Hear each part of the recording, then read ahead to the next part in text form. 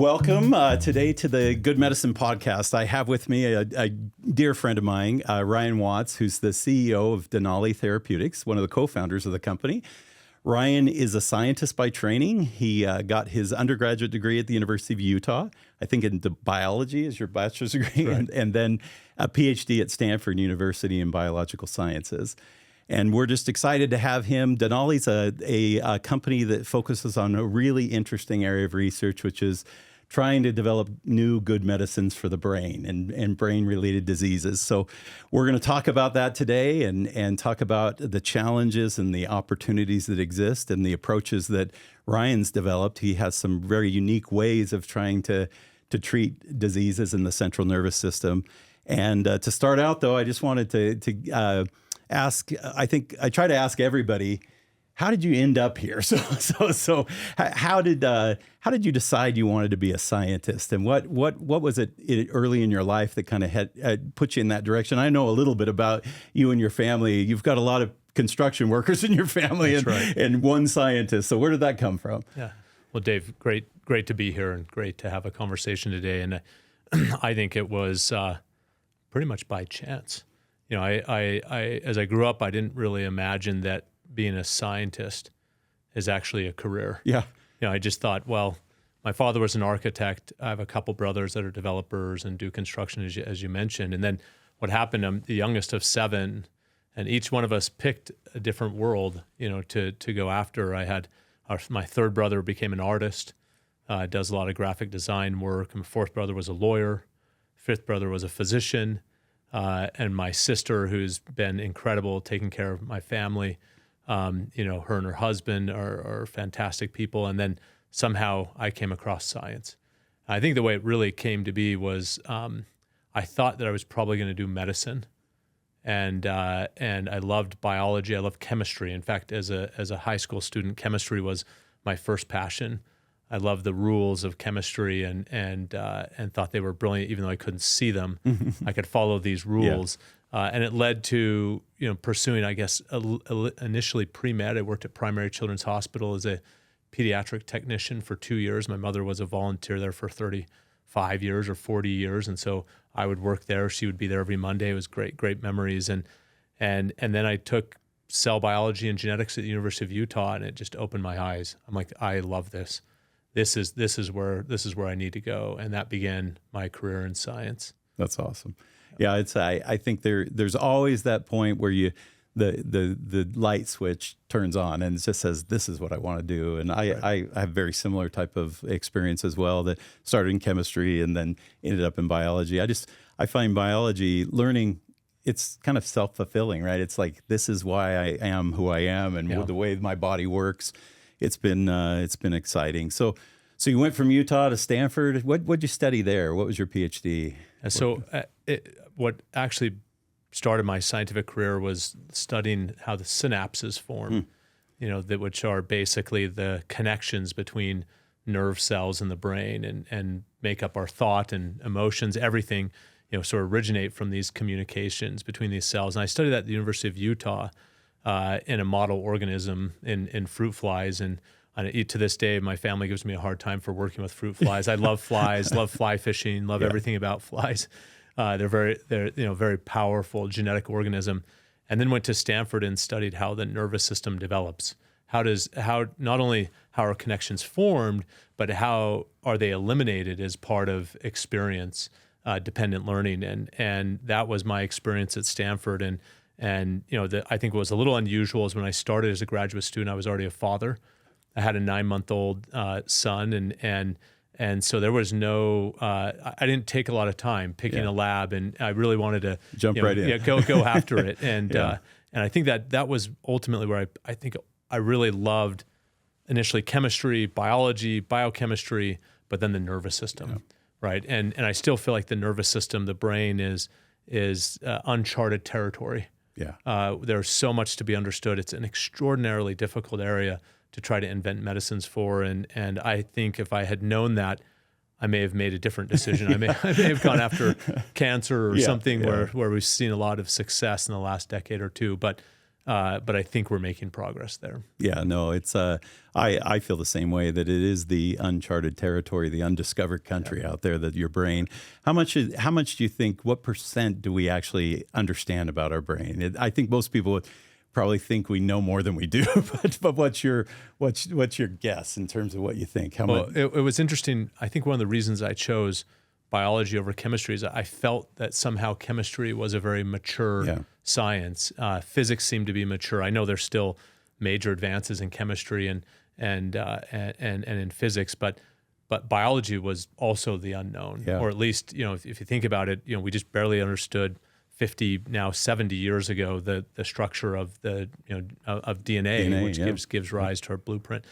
The actual percentage of we understand of the brain, I think, is probably sub like 0.1%, which is about the amount of medicine that gets in the brain. Exactly. When you, so I just feel like it's, we try to model algorithms after the way the brain communicates. But think of how incredible. I mean, think how incredible the human mind is and what we can do.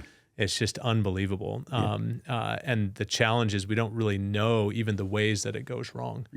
From mental health to Alzheimer's disease, to developmental disorders like autism. These are huge areas where, there's probably going to be many different types and many different causes as they subset. And that's what we've learned about cancer. Cancer used to be like breast cancer and lung cancer. Right. And now it's all these genetic types of cancer. And I think that's where we'll start to see neuroscience and neurological disease start to break out. So I think the short answer is very little. Yeah, and that means that I've got a job. For that's right. Job security, at least the next 60 years, right? For sure. Yeah, it's interesting as you study neuroscience. I think most of the advances we've made is by accident and by trauma and things happening to our brain. It's like, oh, that's what that does. It's I mean, we're not that far off from that kind of crude understanding of regions of the brain and how those parts all work together. So. What motivated you to move from kind of basic science into the world of trying to develop therapies? How did that happen? Yeah, maybe it's just a little bit of a detour. I think when I started graduate school, I fell in love with science. I always imagined being an academic. And then I would run a lab and would just continue to explore, the unknown, and met various colleagues who were in academia, left to industry. And I think for a number of reasons, probably more practical than anything, as I had a young family. My daughter was born when I was a graduate student. It's like, I probably need to get a job. Actually make some money. I probably need a job. And I think it was, anyway, there's a lot of sort of backstory behind that. And I thought it was, again, sort of fortuitous decision. And I've absolutely loved biotechnology. And I've loved it because you can do the great science that you do in academia, but with the speed and purpose of industry. And the end point isn't to publish a paper. The end point is to invent a medicine. And I think that's such a huge endeavor. And for someone like me that's working in neuroscience, it's actually not been accomplished very much for many of the diseases that we work on. So you're going to bring people in here that have great success stories, and I'm in the middle of my story, right? And getting close, but in the middle of the story in terms of trying to solve these diseases. No, that's great. So I guess we think about what are the challenges? Why have there not been successes in treating these diseases of the brain? So part of it, I think, obviously, is just our understanding. We still don't know the fundamental rules of how all these things work, but what other things are limiting our ability to develop new therapies? The brain's a special thing, right? It's kind of its own self-contained. It doesn't allow a lot of the rest of the body to interact. It has its own immune system. It has a lot of things that are special about it. What does that do from a therapy standpoint in terms of why we haven't made progress, and some of those examples that you could think of? I think for me, probably an obvious place to start are what I'll call the barriers to success. And I think you alluded to one of them, which was just a barrier of our understanding of these diseases. That being said, there have been successes in treating neurological diseases, and most of those successes are diseases that are caused by a single mutation in a gene, what we just call like a monogenic disease, where you understand the cause of the disease because it's a single mutation. And these are often severe disease, even childhood diseases. And that's where we're starting to see success. Another major barrier, which of course, of all people that would talk about this, is the blood-brain barrier. And the blood-brain barrier really protects the brain from everything. Like when we have lunch today, the glucose that we eat is actually the sugar is actively transported into the brain. And so that it establishes a unique microenvironment in our brain to allow us to communicate, to have these electrochemical signals, but also protect us from toxins, bacteria, viruses. But unfortunately, it also blocks most medicines from crossing the blood-brain barrier. There are certain ways that you can engineer that, and that's a major part of Denali is engineering brain delivery. In fact, that's probably the major thesis is we can get medicines into the brain, and so that's important. But understanding the cause, then getting the medicine in the brain, and I'd say the last barrier is the way of measuring the disease. We'll call these biomarkers, right? So the ability to measure the disease when it's initiated, its ongoing progression, and then using those biomarkers of markers of efficacy for your medicines, showing that your medicines are working by basically looking at these biomarkers. So those, I think, have been the major barriers: biological understanding, blood-brain barrier, and then biomarkers to measure disease. But let's face it, like the last decade, major progress across all of those. In some areas less so, and others more. So for example, like psychiatric disease, biomarkers are still really challenging. Yeah. It's not really obvious. We don't measure dopamine or serotonin. We can't, we don't understand the underpinnings of anxiety and depression. However, in diseases like Alzheimer's and Parkinson's and Lou Gehrig's disease, you can measure active neurodegeneration through biomarkers. So you're seeing that progress, and the goal is to focus on areas where you can make progress. Yeah. Biohive is a nonprofit building the future of healthcare innovation right here in Utah. As one of the nation's fastest growing life science industries, they bring together scientists, entrepreneurs, students, and companies to create breakthroughs that save lives and strengthen our economy. Whether you're in a lab or at a startup, Biohive is here to build, brand, and bring together a thriving life science community, and there's a place for you. Learn more, get involved, and see their latest happenings at biohive.com.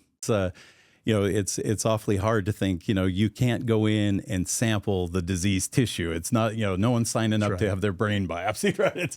And it's probably not a good thing, right? That we don't want to do that. But it's been remarkable. I worked for a short time for a company that was focused on psychiatric therapies. And you mentioned, one of the things that's remarkable about those drugs is the placebo effect. And just, it's amazing that your brain, what it does and how it influences, just your thoughts influence the biochemistry of your brain. And that's just crazy to think about, that if I think positive things, different things happen than if I think negative things in your brain. And that actually has an impact on the outcome of, what we can measure. And so, all of those things are just tremendous challenges. And like you said, we've made a lot of progress, but we have a long ways to go. So I know your focus, you mentioned, is trying to get things into the brain. So I think a lot of people, their experience with drugs that are active in our central nervous system in the brain would be Tylenol and aspirin and ibuprofen. So those, you got a headache, you take those. I mean, that's what most people think of. Yeah. It's like, my brain hurts. That's what people think when they have a headache. Right. So why do those drugs get into the brain? And what have we learned from those? And what are you trying to do that's a little different than that? Yeah, I think probably the best place to start is putting medicines into two categories. Yeah. There are two types of medicines. There are small molecules, and then there are large molecules, and the large molecules are called biotherapeutics, generally speaking. But, for example, proteins or viruses are a certain type of medicine. So for a long time, the rules around the chemistry of small molecules allowed you to invent medicines, like ibuprofen, that can cross the blood-brain barrier and can access the brain. And those are specific chemical rules. But what we're focused on are the large molecules, and some of these incredible medicines for cancer, for example, cancer antibodies, therapeutic antibodies targeting cancer don't readily cross the blood-brain barrier. Very, very little gets into the brain. Even insulin, GLP-1s, any proteins, they don't readily get across the blood-brain barrier. And so what we thought is, if we can find a way to basically shuttle these large molecules, these biotherapeutics, into the brain, we can open up a whole area of invention of medicines, of good medicines that we think can readily cross the blood-brain. In some cases, the medicines already exist and they treat the organs, but they don't get into the brain. And that was actually the first place we started. We focused on enzyme replacement therapies, which is a class of medicines that have been around for 30 years. And those are enzymes are required for cellular function. And when you have a loss of these enzymes, especially if they're lysosomal enzymes, there's a certain pattern of disease onset. It starts at age 2 or 3 or 4. So these are childhood diseases, and we can get those enzymes now across the blood-brain barrier. So you can effectively treat the entire body, but also cross the blood-brain barrier and get into the brain. So that's been part of that focus. And the same is true for like Alzheimer's or Parkinson's or ALS. There are probably therapeutic proteins like antibodies that can remove plaque that can be much more effective if we can get them across the blood-brain barrier. Yeah. Well, that's exciting. So it's a new era of something probably 15 years ago, people said you couldn't do this at all, right? That's right. It's too challenging. So just at a high level, my understanding of what you've tried to do is tap into normal biology of how things actually do get transported through the blood-brain barrier, because it's a barrier, but it's a selective barrier. It's saying I want this to come through, but I don't want this, and so trying to hijack some of that stuff tell us how you came up with the idea of how you're trying to hijack normal biology to bring some of these large molecules into the brain. Yeah, so love to share a little bit about the blood-brain barrier. So a human brain has 400 miles worth of blood vessels. So I usually use the analogy San Francisco to Los Angeles because we have a site in San Francisco, but now we actually manufacture these medicines in Salt Lake City, which is where we are now. So let's say Salt Lake City to Las Vegas. In a single human brain, you take the blood vessels and you string it along. It's 400 miles. Incredible. So it's highly vascular organ, but those blood vessels are designed, as I mentioned before, to protect the brain. And certain nutrients like glucose or iron, anything that you take in your diet has to be, even amino acids that you can't produce have to be actively transported across that 400 miles worth of blood vessels. They have to cross the blood vessel wall. And you're exactly right. We can take a hint from, biology and say, well, how do those molecules that we need to, that we take in our diet, how do they get into the brain, and can we hitch a ride? And that idea is not new. It was actually proposed in the late 1980s. I think I was maybe a junior high school or whatever when this was first proposed, but it hadn't been industrialized. It actually hadn't really been proven in clinical studies that you can hitch a ride. And so there are a couple different, the two that we focus on is an iron transporter called transferrin receptor. The other is CD98 heavy chain, which is basically just describes a neutral amino acid transporter. So basically, and the idea is that we can basically bind to those in a way that doesn't block their function and get into the brain at therapeutic levels. That's the approach. So I often think about, it's a perfect delivery system because we have so many blood vessels in our brain. If we can just find a way to basically do what nature has done and hitch a ride, that would be the way to get into the brain. Yeah, that makes perfect sense. Well, that's super exciting. And tell us a little bit about the results you're seeing. I know the enzyme replacement therapy is kind of your main focus or initial focus, and tell us what you're seeing in those trials. That's exactly right. I guess when we founded Denali 10 years ago, in fact, in May, it will be exactly 10 years since we officially launched. It's a little over 10 years since I left my previous work and founded Denali. We thought we would really just focus on Alzheimer's and Parkinson's and ALS, and we certainly have continued to focus in that area. But we realized very early that there was a set of diseases where there's existing medicines that don't get into the brain. So it's not a question around biology. We know the biology, we just don't have the technology. And how do we invent a technology, prove it this way, and then go after more complicated diseases over time? And so the first disease that we're working on is a disease called Hunter syndrome. It's an X-linked disease, meaning that it impacts almost exclusively young boys. And they develop essentially normally for the first year or two of life, ear infections and little unusual, symptoms. But then by about 2, it becomes obvious that there's something that's wrong. Developmental delay. And actually what's interesting is these young boys, they learn to walk, they learn to talk. We've become very involved with the community and they're brilliant, and they're different. There's different mutations in the gene that causes disease. It's called IDS, or iduronate 2 sulfatase. And so depending on the severity of the mutation, there's different sort of outcomes in terms of the disease. But what's tragic is that these young boys will develop normally and then they'll fall off the developmental curve. And in cases that are severe, these young boys will no longer be able to walk or talk. And so I actually never really imagined working in studies in children, and it's been pretty incredible. Yeah. And you think about it because the rest of life is there. Yeah. I thought about Alzheimer's, and when we think about Alzheimer's, we think about dignity at the end of life. Yeah. You want to be able to share your memories with your children and your grandchildren. In this case, it's like your entire life is before you. Yeah. And there's been, in Hunter disease, there's been a medicine approved for about 20 years. Mm-hmm.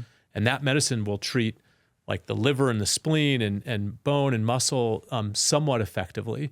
It has definitely extended lifespan. It's not perfect. But we take that enzyme and we basically engineer it in a way that it can bind now to the transferrin receptor, and it can get into the brain and actually better into muscle, better into bone. And what we're seeing is that the substrate for that enzyme, so enzymes have these enzymatic reactions and the substrates accumulate. It's this accumulation of the substrate that causes the toxicity to various organs, and including the brain. And that's why the brain starts to degenerate. But we're seeing that we can basically correct that substrate in all tissues, but in the brain in particular, we normalize that substrate.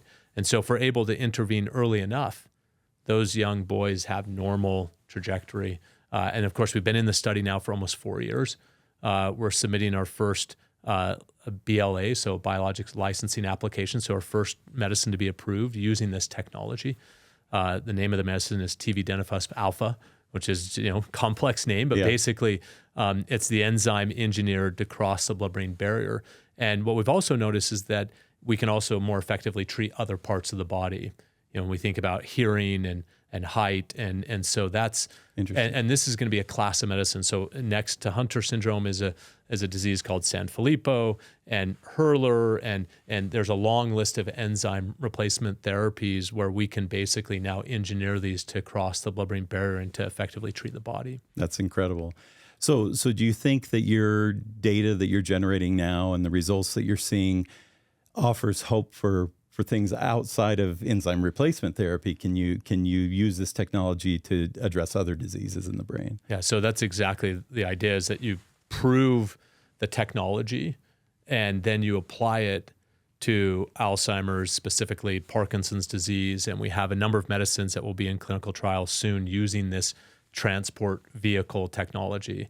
We call it the TV, or the transport vehicle, sort of simply put. And at least in animal studies, absolutely. And there are some others working on brain shuttles that have shown success in these other disease areas, and it's now become actually a really competitive field. Interesting. And as a competitive person, I actually love that. Yeah. Because when we first started Denali a decade ago, there were very few people working on blood-brain barrier technologies, and now there's at least a dozen companies, and even large companies are starting to work on it. Some could be collaborators, others will be friendly competitors, but you're in a field where there hasn't been a lot of success. Yeah. So I think it's a really exciting time, and that's exactly what happened. We'll go after probably the degenerative diseases next, but even brain cancer. We have two medicines right now that are focused on either metastases to the brain or primary brain tumors. And it's really exciting to think about that, going into other areas in the neurological space. Oh, that's super exciting. So I think we're moving into kind of a new era of medicine where we're starting to think about, and I think this speaks to a lot of what you guys are doing right now is not just waiting for people to get really sick and trying to treat people at the end of a when it's stage 4 cancer or late stage Alzheimer's. I think we're starting to realize that might not be the best time to try to intervene. So what are you guys thinking about in terms of using the technology that you have earlier, to try to, keep people healthy? And what have you learned from your, you have these defined genetic diseases, and you can find those people, you can screen for them, and you can identify them hopefully even before they have the onset of the disease. So what are you seeing in terms of the future of medicine in general, in terms of trying to keep people healthier? And I think for the brain, that's really important, because we've not been very good at reversing things once they get too far down the road. What if you could get rewarded just for being healthier? Meet Galvin, the company using the latest blockchain technology to reward you for taking care of yourself. They help with your mind, body, and soul like a personalized health assistant to track your progress and help you feel better. Galvin's G Plus app rewards you for exercise and assesses your mental health in under a minute using AI and over 2,500 voice biomarkers. If you're feeling off, G Plus gives you personalized power-ups, science-backed techniques to help you feel better fast. And here's the best part. When you prioritize your wellness, you earn crypto. Ready to level up your health? Use promo code GOODMED20 at checkout for 20% off. Download G Plus today at the Apple app or Google Play Store and start your wellness journey with Galvin. I think that would be the definition of good medicine. Yes, exactly. Would be something that can prevent disease or cure disease. And I'll go back to my 3 barriers: biology, the blood-brain barrier, and biomarkers. And the third of those barriers is a biomarker is a way of measuring the status of a disease. It could be a genetic biomarker. It could be a biomarker that you get out of fluid from your brain, or it could be a blood-based biomarker. And that's where we're seeing major advances. So we can take blood now of healthy 60-year-old individuals, and we can look genetically, do they have a risk of getting Alzheimer's disease? And we can also measure in like cerebral spinal fluid, which is the fluid of the brain, if they already are developing these plaque, which is essentially causative in Alzheimer's disease, although, by the way, highly debated. Yes. but certainly a major driver genetically of disease. And so I think very specifically, curing a disease that has already initiated damage in the brain is going to be challenging, but preventing is, I believe, totally doable. And I go back in time. We were doing genetic studies before Denali, and we were looking for genes that increase human lifespan and protect us from Alzheimer's disease. And we found actually a mutation in a gene ends up being the exact same gene that's linked to Alzheimer's disease. It's called amyloid precursor protein, or APP. This now has formally been called the Icelandic mutation.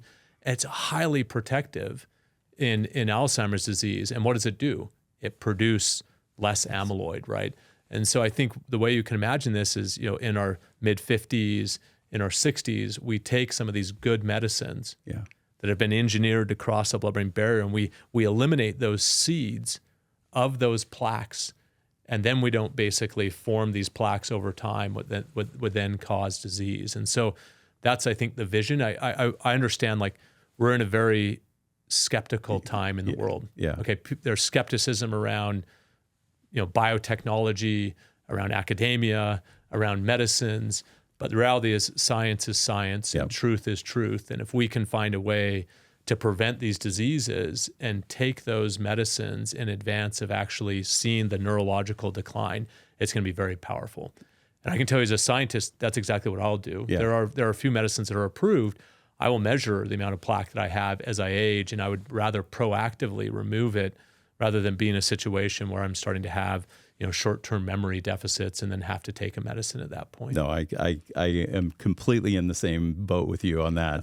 So I think one of the things that I think has to change, and maybe we're seeing it in front of our eyes right now, is the regulatory side of things, because it's always been, we've set standards to say, here's how we develop a medicine. We find these sick people and we treat them, and we have some outcome that we measure that's associated with the severity of the disease or the progression of the disease. So what has to happen and what is happening? How have your interactions been with agencies like the FDA and the EMA? That are they open to these changes that are happening? Has it been resistance, and what needs to change in order to have this kind of really become a reality? Yeah, what a great question at such an unusual time. Yeah, it really to talk is. about regulatory sciences and how we've collaborated with the FDA and other regulatory agencies throughout the world. And I think we have to remind ourselves that these regulatory agencies, their first goal is to protect humans, Yes. right? But the second is to make medicines and foods available that will improve human health. And there again lies a lot of skepticism of what really has happened. And I would say that in the last decade, as we've worked very closely, and even before that, before founding Denali, we've had great interactions with the regulatory agencies, but it's slow. Yeah. And it's sometimes challenging. And sometimes it's like it takes so long, and yet you realize that, let's say a disease like Hunter syndrome, the difference between intervening 6 months earlier is a difference of, being able to walk or talk. I mean, time fundamentally matters in these diseases. And so we'd love to see an increase in the pace. I'd love to see the utilization of technology to help us make regulatory decisions and to move faster. And, I want to be always look at the silver lining as change happens, and hope that through change in bureaucracy that we'd see an increase in speed. But yet that fundamental goal of keeping people safe and ultimately keeping them healthy has not changed. Our own interaction with the regulatory agency has evolved. Yeah. I mean, a good example is that a year and a half or 2 years ago, there were two different parts of the same regulatory agency that were saying two different things on our medicine, specifically around Hunter syndrome. That ultimately aligned, but that's a pretty inefficient way to invent medicines when these young patients need these new medicines. So I'm optimistic that there'll be changes. I hope they're really focused on truth and science and human health. Right? Yeah, I think I think scientists in general are pretty optimistic people. I think we have to be, because everything we do is hard, right? Yeah. And most of what we do doesn't work, but we're motivated by the possibility that something could actually work and change the world. And so I think I feel the same way, that I look at the current situation, and there's uncertainty, and people hate uncertainty because it makes you nervous. You don't know, Right.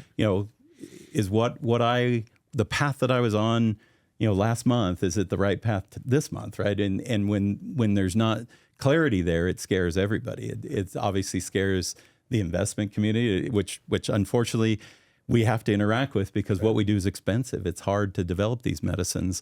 So there's a lot of uncertainty right now of what's going to come. But I'm with you. I think I look at it and think there's a silver lining here that is we kind of have to go through this kind of destructive change a little bit to actually get to the next generation of what we're going to do, the next level. And I'm optimistic that we're going to come out the other side in a positive way. There's going to be some pain along the way, and I think we're experiencing that right now. Right. And there's like I said, uncertainty I think is the biggest driver for us. It really causes a challenge for all of us. So hopefully we can clear a lot of this stuff up sooner rather than later. But the speed is the thing that is the most frustrating. I think we hear that from everybody, is that we're anxious to move these things forward, and it's not. I think most of the people in our industry have chosen to do this because we believe that we can make a difference in this world, and our work can be meaningful to people that need help and sick, with afflicted with these terrible diseases.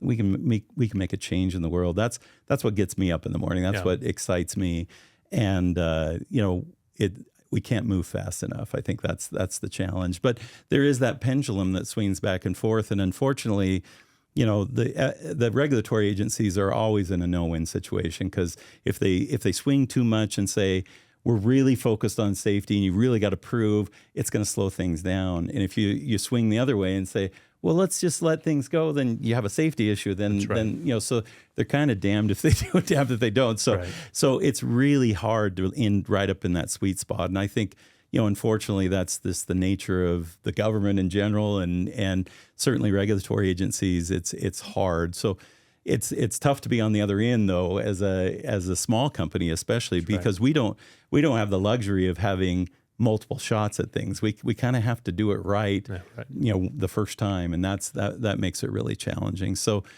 when you're the first person to try something like you're doing, plowing that field, you're going to get a lot of scars doing it, right? You're gonna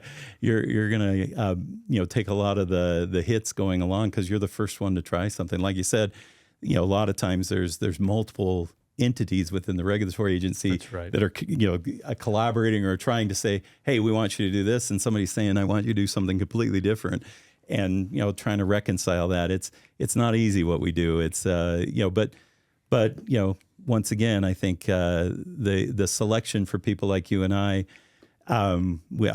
think about it. Well, somebody has to do it. It might as well be me, right? I mean, I'm okay with the risk. I'll give it a try and see what happens.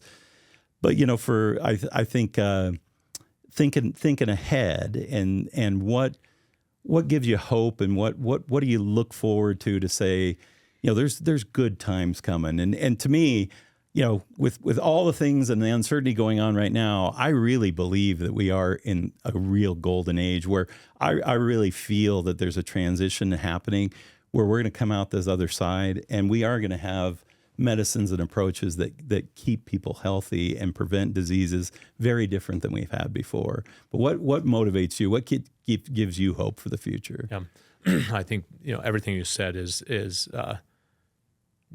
generally correct, and I think you have to be optimistic. One thing that I learned early on is a lot of people have this theory that in biotech there's so much failure that somehow you celebrate those failures along the way. And my conclusion is, no, I certainly mourn those failures, and I grieve. We have medicines that could be super impactful and they don't work, and it's really disappointing. But we learn from those, and the question is, how does your motivation change when things that are out of your control, either failures or regulatory landscape or political landscape, and are you more motivated, or do you give up? Or do you change course? And I think what's happened is we are absolutely at the beginning of the biological revolution. And technology is going to catalyze that biological revolution because of the complexity of biology. You have to have a way of categorizing and understanding, and that's where computer science will really accelerate that component of the complexity of biology. But I just remember, with great fondness, the very first time I looked under a microscope at a fruit fly. And it's like, well, what? I mean, I don't know how many people listen to this podcast, and maybe because it will be mainly scientists they have. And I was blown away by the absolute beauty and complexity of this little fly. Yeah. Its symmetry and it's like, we have so much to learn about you, and you're going to catalyze what we're going to learn about human disease through genetics. And I've just always loved that power of science. And now I look back, that's, 25 years ago. And what's happened in the last 25 years, our ability to modify DNA, to sequence the genome, to look for it's just unbelievable progress in biotechnology and biology that will improve human health, right? And I think these little ripples, and maybe they're waves, and maybe they feel like tsunamis that we're fighting against, don't really matter. Because in the end, that knowledge will lead to improvement in human health. And I just look at from the Industrial Revolution to the technological revolution to the internet. There are certain downsides to all of those discoveries, but by and large, humanity is doing much better. My favorite statistic is that the average human lifespan in 1900 was 50. Yeah. It's 45, thanks to vaccines, antibiotics, and we're now living to almost 90. We're doubling the human lifespan. And I don't think the goal is necessarily immortality, right? But I think the goal is to live a meaningful and long life. And, I recently became a grandfather.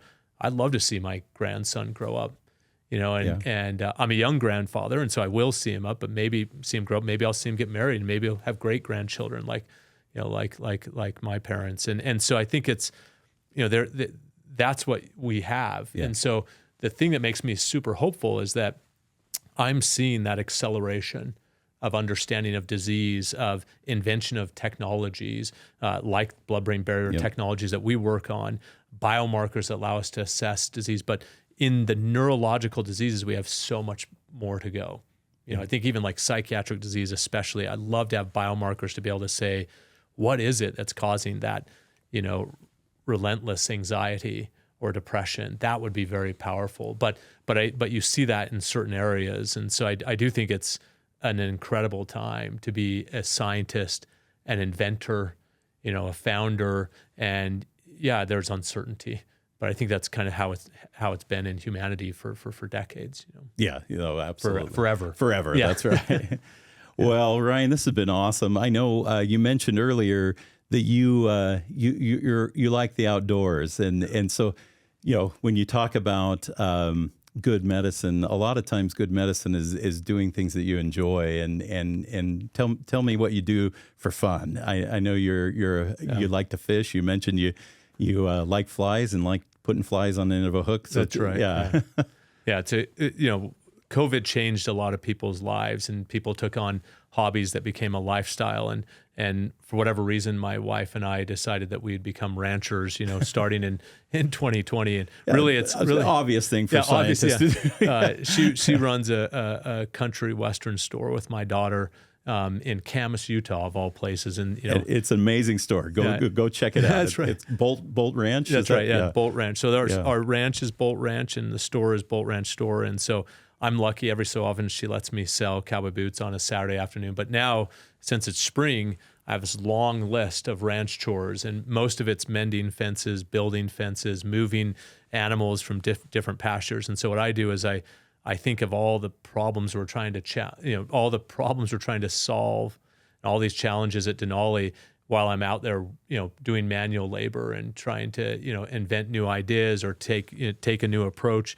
And it is rejuvenating. Yeah. That manual labor. It's nice to have intellectual labor and manual labor and spiritual and emotional labor. Those are all part of a full life, and that's what we do now. Oh, that's awesome. And I really think that's part of good medicine. Medicine isn't just taking pills. It's not just having a surgical procedure. It's a way of promoting health in your life and living a full, healthy life. You got to have balance in different areas. So you're an expert at it. I try to aspire to be like you. So it's wonderful to have you join us, and what a great discussion about the work that you're doing in the brain to help treat diseases that we've never been able to treat before. It's exciting. Looking forward to seeing what happens in your clinical trials, and good luck. And I have no doubt that you're going to see amazing things happen. So thank you so much for joining us. Yeah, thanks, Dave. It's been great. That's it for today's episode of Good Medicine. Thanks for joining us as we explore the science and stories behind health, medicine, and innovation. If you enjoyed this conversation, please subscribe to our YouTube channel. That's a great zero-cost way to support us. In addition, please click, follow, and leave a review for the podcast on Apple and Spotify. If you have questions or comments for me, please put them in the comments section on YouTube or reach out on all social media platforms at Good Medicine. Links are in the description. The best way to support the podcast is to check out the sponsors of the show. You can do this by looking at the links in the show notes. That's it for today. I'm Dr. David Beers, and we'll see you next time.